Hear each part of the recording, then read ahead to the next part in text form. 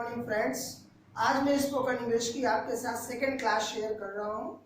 अगर आप अपनी स्पोकन इंग्लिश को बेहतर करना चाहते हैं तो इस वीडियो को अंत तक देखें, फिर नोट्स तैयार करें और वीडियो पसंद आने पर उसे लाइक करें, सब्सक्राइब करें और शेयर करें, ताकि आने वाले समय में ग्रुप डिस्कशन की classes, communication skills, debates, advance English, British and American English, grammar and सभी कॉम्पिटिटिव एग्जाम्स की जो वीडियोस हैं वो आप तक आसानी से पहुंच सके। कल की प्रीवियस क्लास में डे फर्स्ट में मैंने आपको बताया था कि जो एक्शंस हैं उनको उनकी हेल्प से आपको सेंटेंसेस बनाकर अपना होमवर्क पूरा करना है, जिससे आप अच्छे बेहतर नोट्स तैयार करके स्पोकन इंग्लिश की बेहतरीन स्पीकर बन सके। डियर, आपको ऐसा करना आवश्यक है, क्योंकि जो नोट्स आपको वीडियो के माध्यम से बनाएंगे वो आपको फ्यूचर में काफ़ी हेल्पफुल होंगे। सेकेंड डे की क्लास में आपको तभी वो क्लास बेहतरीन तरीके से समझ में आएगी जब आप अपनी प्रीवियस क्लास को बेहतरीन तरीके से वॉच करें और नोट्स तैयार करें और साथ में बोलने की कोशिश करें, ताकि आप अपनी जो इंग्लिश है उसको और शार्प कर सकें, बेहतर कर सकें। Thank you. नाउ जब भी हम किसी लड़के की बात करते हैं या किसी पुरुष की बात करते हैं, उसको इंग्लिश में हम हमेशा बोलते हैं ही। क्या बोलते हैं? ही। अगर हम किसी महिला, किसी स्त्री या किसी लड़की की बात करें इंग्लिश में, तो उसके लिए इंग्लिश में वर्ड दिया गया है, उसको यूज करते हैं हम शी। कौन सा वर्ड? शी। और डियर, इसको प्रोनाउंस करने का तरीका श, तो उसको हम बोलेंगे शी।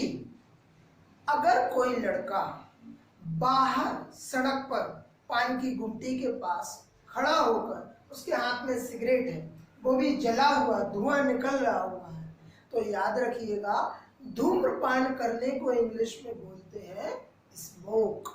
क्या बोलते हैं? स्मोक। स्मोक, जैसे कि मैंने आपको कल याद दिलाया था कि इस स्पोकन इंग्लिश में हम जो भी वर्ब यूज करेंगे उसको हम क्या बोलेंगे? एक्शन।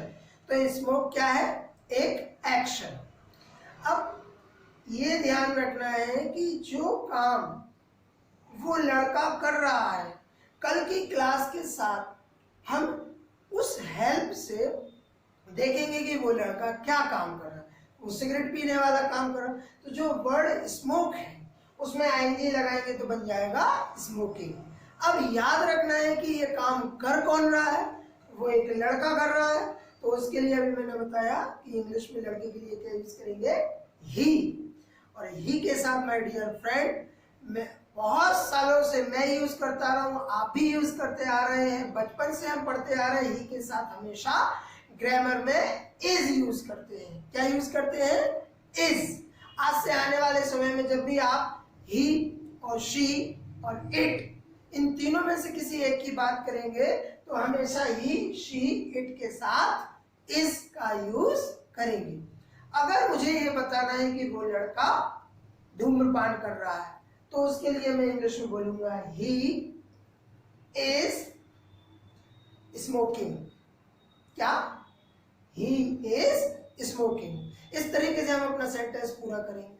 इसी तरीके से अगर हम देखते हैं, अपने घर पर चलते हैं, घर पर कौन कौन से काम हो रहे हैं, कौन व्यक्ति कौन सा काम कर रहा है, किस तरीके से उस काम को यूज करना है। मैंने देखा मेरे पापा बोलते हैं कि मुझे ऑफिस जाना है, मैं नहाने के लिए जा रहा हूँ। ऑफिस में सुबह ऑफिस जाने के लिए वो नहाने के लिए तैयार होते हैं। अब देखिएगा, पापा जैसे ही नहा कर निकले, उन्होंने बाल गीले थे, बालों को सुखाया और बालों में थोड़ा सा हल्का सा तेल लगाना शुरू किया। बालों में तेल लगाने के लिए जो वर्ड यूज होता है उसको बोलते हैं ऑयल द हेयर। मैं एक बार फिर आपको याद दिला रहा हूं, प्लीज आप वर्ड को चेंज मत कीजिएगा। पूरा वर्ड जैसा आपको दिया जा रहा है उसको वैसा का वैसा आपको फॉलो करना है। तो बालों में तेल लगाने को इंग्लिश में क्या बोलते हैं? Oil the hair. अब ये काम कौन कर रहा है? मेरे पापा कर रहे हैं। पापा कौन है? ही। तो मैं उनके लिए क्या बोलूंगा? मैं उनके काम को देखकर बोलूंगा ही इज, ऑयल में डियर आईएनजी लगाएंगे तो क्या बनेगा, ऑयलिंग। तो पूरा सेंटेंस किस तरीके से बनाएंगे, he is oiling the hair. क्या बोलेंगे, he is oiling the hair. इसके बाद पापा ने मुझे आवाज दी, बेटा इधर आना। मैंने कहा जी। बोले देखो मम्मी क्या कर रही है। अब मैंने देखा सुबह 8 बजे मम्मी किचन में जाकर खाना बना रही है, सब्जी काट रही है मम्मी, आटा लगा रही है, कोई ना कोई खाना बनाने वाला काम कर रही है। इंग्लिश में खाना बनाने के लिए हम बोलते हैं कुक, और खाना बनाना उसको बोलते हैं कुक फूड। क्या बोलते हैं, कुक फूड।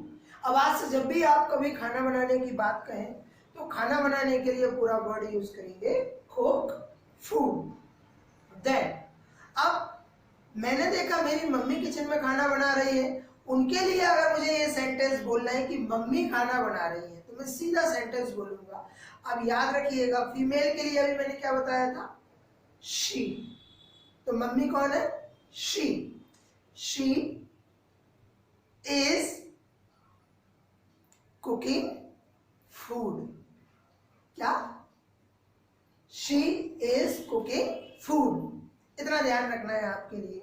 आगे चल के देखिएगा कि न्यूज़पेपर वाला आता है और उसने न्यूज़पेपर फेंका, दादाजी उसका इंतजार ही कर रहे थे, दादाजी ने न्यूज़पेपर को उठाया और उसको पढ़ना शुरू कर दिया। इंग्लिश में न्यूज़पेपर पढ़ने को बोलते हैं रीड द न्यूज़ पेपर।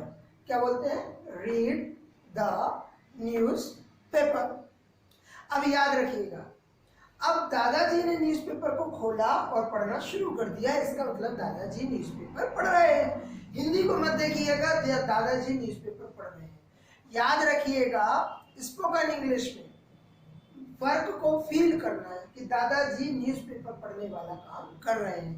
तो मैं इंग्लिश में बोलूंगा he is reading the newspaper. क्या बोलूंगा मैं, he is reading the newspaper. इसके अलावा कई और वर्ड्स रहते हैं। किचन में अगर हम जाकर देखेंगे, कभी कभी मम्मी आवाज देती है बेटा मुझे सब्जी बनाना है, प्याज को छील दीजिए।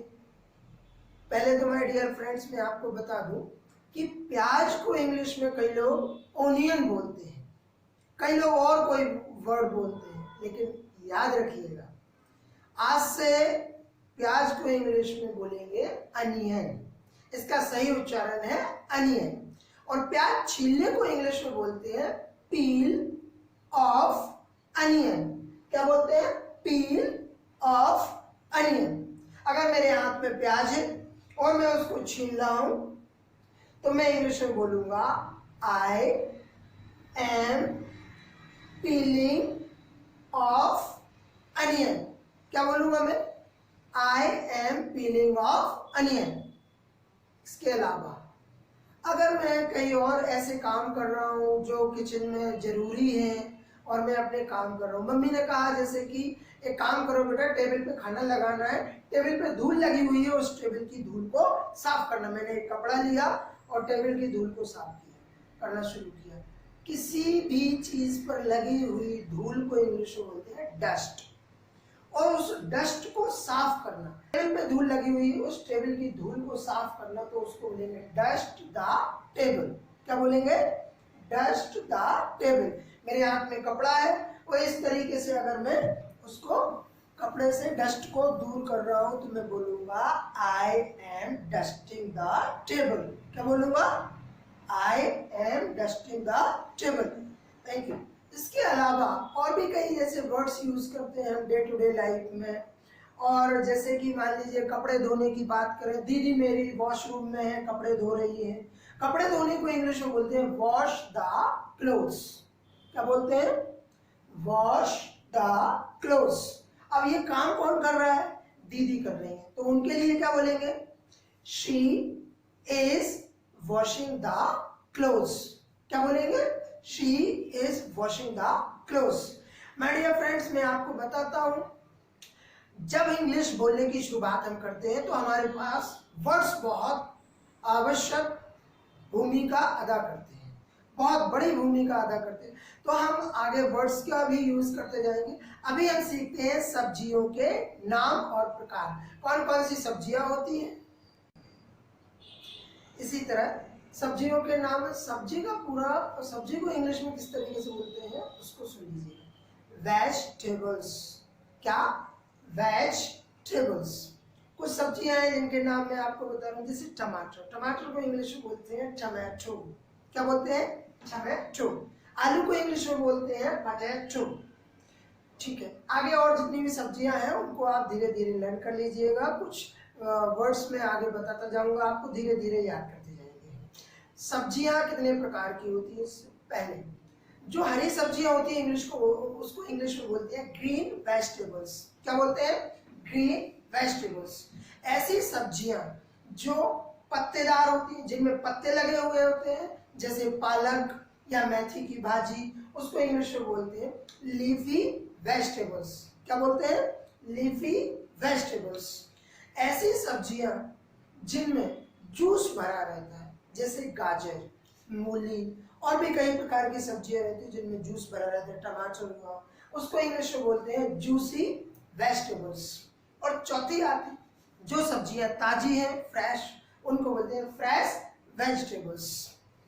अगर कोई व्यक्ति खाना खा रहा हो, खाना खाने के बाद उसको एक अचानक से डकार आती है, मेरे पापा अगर खाना खा रहे हैं और पापा खाना खाने के बाद एक डकार लेते हैं और मुझे इंग्लिश में बोलना है कि पापा डकार ले रहे हैं, तो इंग्लिश में मैं बोलूंगा ही इज।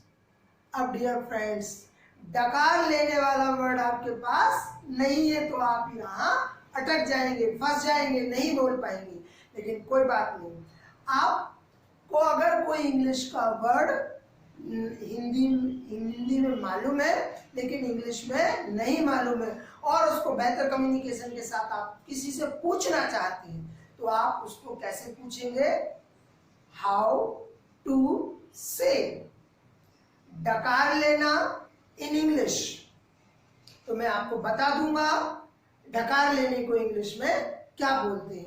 आने वाले समय में अगर आपको कोई हिंदी का वर्ड इंग्लिश में नहीं मालूम है तो आप उसको इसी तरीके से पूछेंगे मुझसे, हाउ टू से, और उस वर्ड को बोलेंगे इन इंग्लिश। तो डकार लेने को इंग्लिश में बोलते हैं बेल्च। क्या बोलते हैं? बेल्च। अब अगर मुझे ये वर्ड मालूम है तो अब मैं हिंदी का प्रयोग नहीं करूंगा, मैं डायरेक्ट इंग्लिश में बोलूंगा ही इज डकारिंग। नहीं बोलना है आपको, आपको बोलना है ही इज बेल्चिंग। क्या बोलना है आपको? He is belching. कोई बात नहीं, ऐसे धीरे धीरे करके हम लर्न करेंगे। अब अगर मान लीजिए मेरे पापा ने बहुत शानदार ड्रेस पहना, ऑफिस के लिए टाई पहन लिया और निकलने वाले हैं, और मुझे पापा की आज तारीफ करना है। आज हम अपने कम्युनिकेशन में सबसे बेस्ट चीज सीखेंगे किसी इंसान की तारीफ कैसे करते हैं, कि वो सुंदर लग रहा है, आप बहुत अच्छे लग रहे हैं, आप बहुत शानदार लग रहे हैं, आज आप बहुत खूबसूरत लग रहे हैं। आप इन सब चीजों में एक ही चीज नोटिस कीजिएगा कि आप खूबसूरत लग रहे हैं। अगर आपको किसी की तारीफ में दो शब्द बोलने हैं तो आप बोल सकते हैं यू आर लुकिंग स्मार्टर। क्या बोलेंगे? You are looking smarter. जी, अब ये स्मार्टर जो वर्ड है मैंने क्यों यूज किया? अगर डियर फ्रेंड्स कई लोग बोलते हैं, जैसे मैंने बोल दिया यू आर लुकिंग स्मार्ट या you are looking good, sir आपने ये क्यों नहीं बोला? प्लीज एक मिनट, आप उस इंसान की तारीफ करना चाहते हैं कि आज आप बेहतर लग रहे हैं और बेहतर लग रहे हैं। देखिए याद रखिएगा, अगर आपने उसको बोला यू आर लुकिंग गुड तो इसका मतलब आपने उसका तारीफ ना करके उसकी इंसल्ट की। कैसे? कि अगर आपने बोला यू आर लुकिंग गुड, इसका मतलब आप अच्छे लग रहे हैं, रोज नहीं लगते हैं। तो इसीलिए जो मैंने आपको बताया है कि किसी इंसान की तारीफ करना है तो आप बोल सकते हैं उसको यू आर लुकिंग स्मार्टर, या स्मार्टर वर्ड की जगह दूसरा वर्ड यूज कर सकते हैं बेटर। तो आप दोनों में से कोई भी एक वर्ड यूज कर सकते हैं, यू आर लुकिंग स्मार्टर या better. Thank you so much.